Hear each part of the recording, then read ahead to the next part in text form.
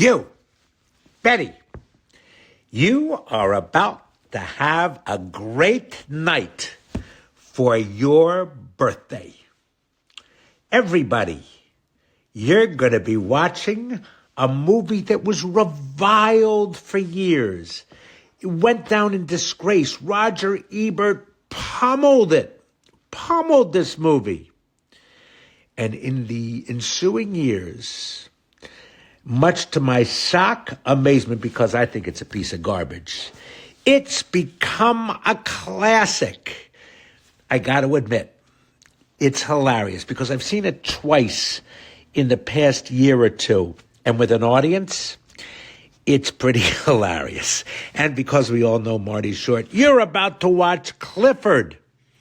A couple of things. Number one, for those of you who know the movie Inherit the Wind, when Frederick March at the end as the William Jennings Bryant character in Inherit the Wind is sitting there, he's just won the case, but really he's lost the moral case. He's sitting there and he's imploring the people, come, and he starts quoting Bible scriptures, and his mouth goes like this, and I think he even has a stroke. When I play Marty's father in the movie, and whenever he would get me angry, I used to do my Frederick March and go, would you stop it? Like that. So we used to laugh about that. Here's a small little story, and you're going to have to listen carefully. When we were on the airplane, Marty used to have to climb over me in order to get out. And he used to put his knee into my crotch, which was like that, and I would scream like that. But he didn't really do it. But every time he climbed over me, he would put his mouth right to my ear very quietly and just go, just very quietly. Sound wouldn't pick it up. Couldn't pick it up, but it was just...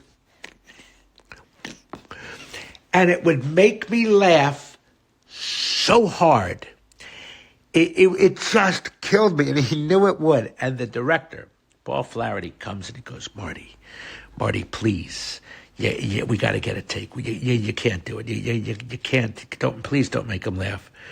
And Marty goes, of course. And then he would climb over and go every time, even though he was implored by Paul. It's a hilarious movie. Hilarious. Marty's great. Mary Steenburgen, an actress who cannot tell a lie when she talks. Dabney Coleman, the late Dabney Coleman. Charles Grodin, the best. Let me tell you a story about Charles Grodin. Charles Grodin wrote a play once that was horrible. It was horrible. It was a two-hander, and he asked me to do it. So he calls me up years later after Clifford, and he says, Rich, we're in a cult movie. And I had never met him before. He goes, hey, Rich, it's Chuck Grodin. I go, Charles, wow, like that. I'm on the phone. And he goes, we're in a cult movie. And I go, yeah. And then he goes, listen, I've written a play, and a lot of people think that you should do this with me. Would you want to get together and we'll read it? He used to come over to my house in New York, and we would just sit at the kitchen table and read the script. Terrible script, and they were all anecdotes. I'm not even going to go into what it was about. And he would go, this is true. And then he would tell me the stories of what he had written in the play. The play was terrible, but when he would tell me the stories, fascinating. He was a great raconteur. And then he would say, I got to go. I got to meet the governor. He used to